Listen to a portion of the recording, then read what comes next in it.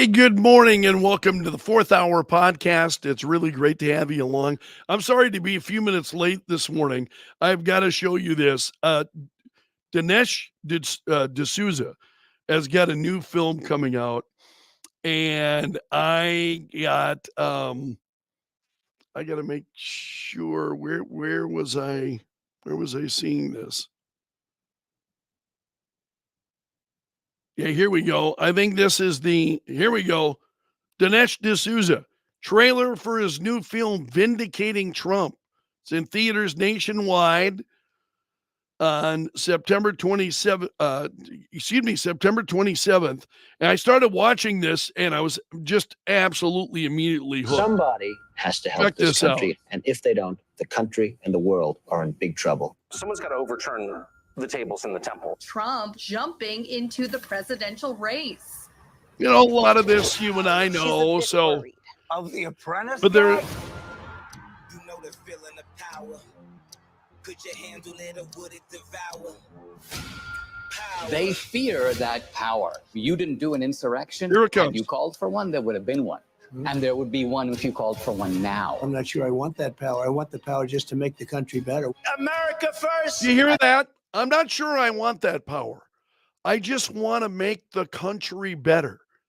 I think Dinesh D'Souza is right on about what he's saying. Is if Trump were to call for this, there would be those who would respond. This just looks fascinating, And that scares them. A lot about Donald Trump scares them. Let's look at everything. Campaign, his family. So this Let's is get part of foreign the eyes film. on him. So We dramatizing have a one lot of target. this. You know who he is. Going after their companies, their families. That is a dictator. It's a very dangerous time for our country. The goal is to put him in jail because they're so afraid of his voice. No doubt. I am your voice. You'll bury him so deep in legal, it'll bankrupt them. Broke Donald in jail right before the election. That's Sorry for being that guy, but isn't that election interference?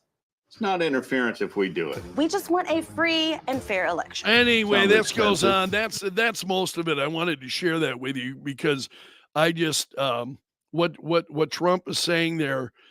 I think Dinesh D'Souza asking Trump that question, that there are people that would, if you called for it, Americans would respond. And Trump saying, I don't want that. It's not the route he wants to go. I'm not out there trying to stir up any violence or anything like that. But that caught my eye. There are several other stories that I also want to share with you here this morning. Let's see what else I've got for you.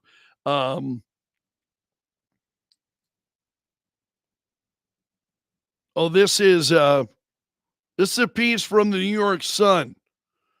And they say Trump, having been tested like no other, emerges as a much more compelling figure than previous versions.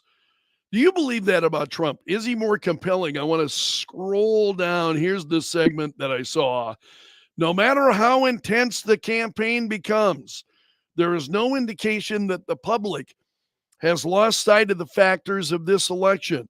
It has seen Trump before as president, and he increased national prosperity, used the tax system to spread it generously among the disadvantaged, and there was peace in the world, and none of this could be said about the present administration. Yeah, no question about that. It's a very, very interesting piece, again, at the New York Sun this morning. That portion really caught my eye.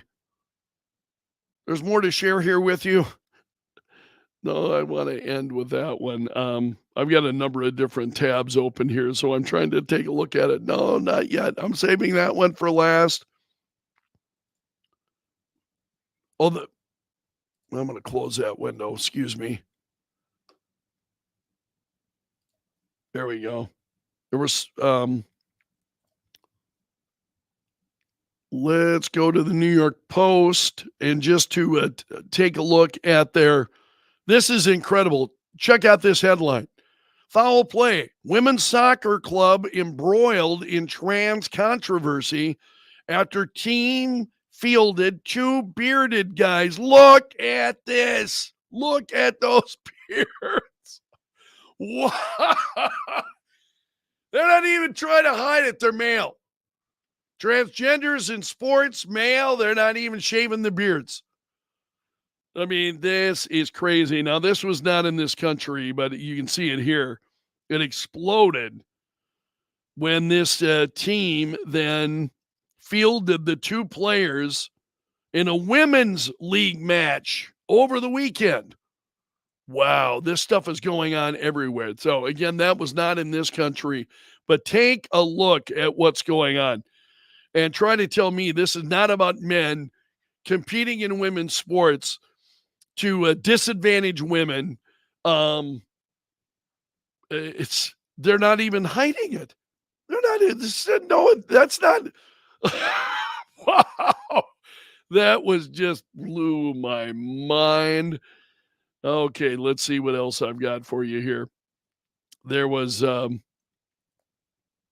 we go. Yeah, Steve.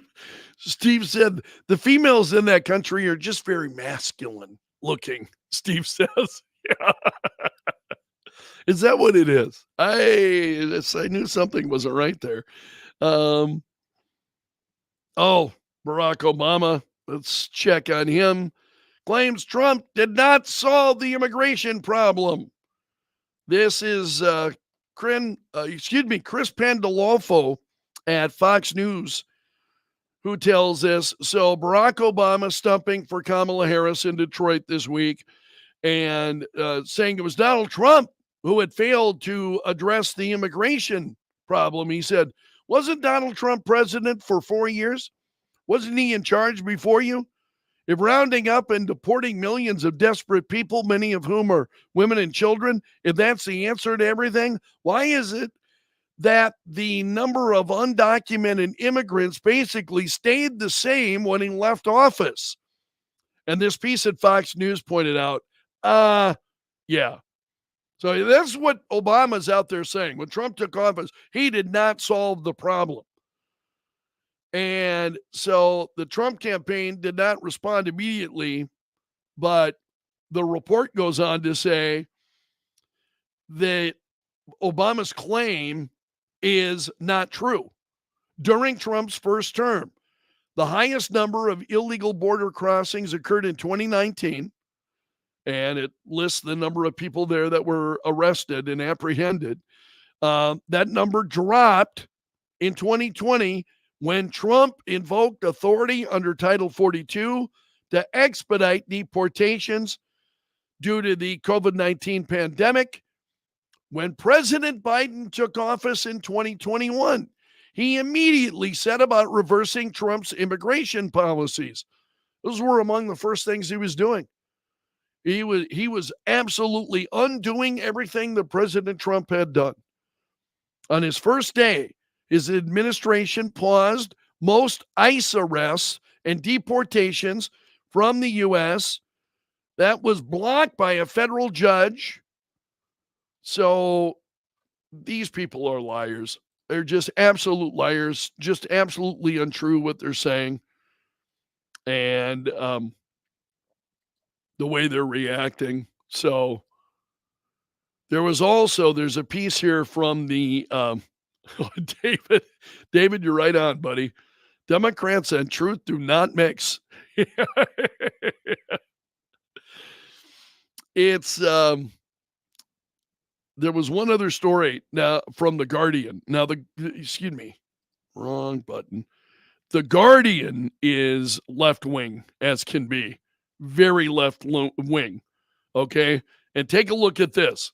The Guardian, to win, Harris should talk more about working class needs and less about Trump.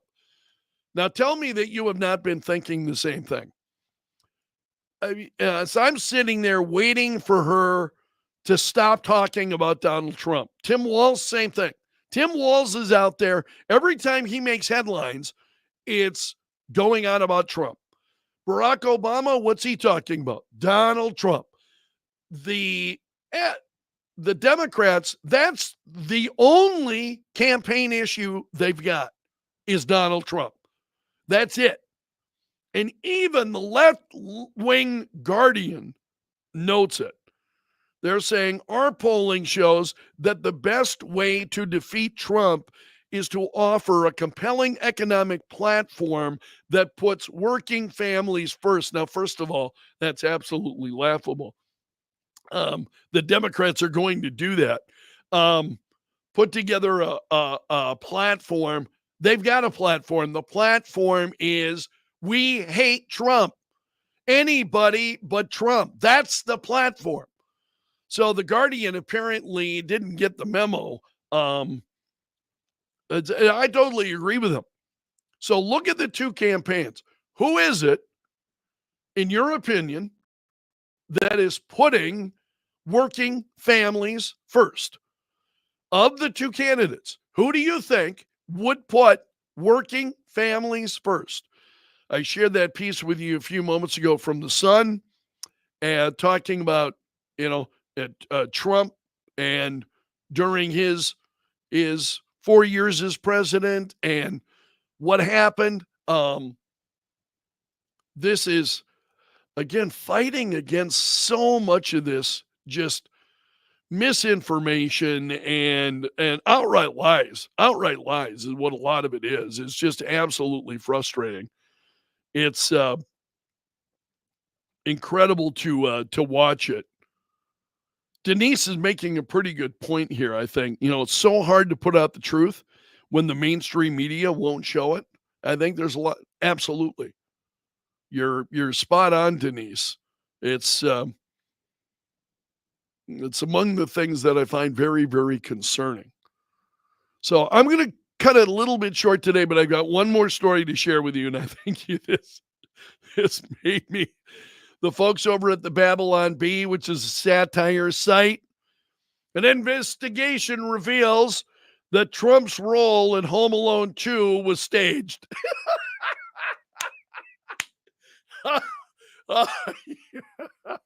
Yeah.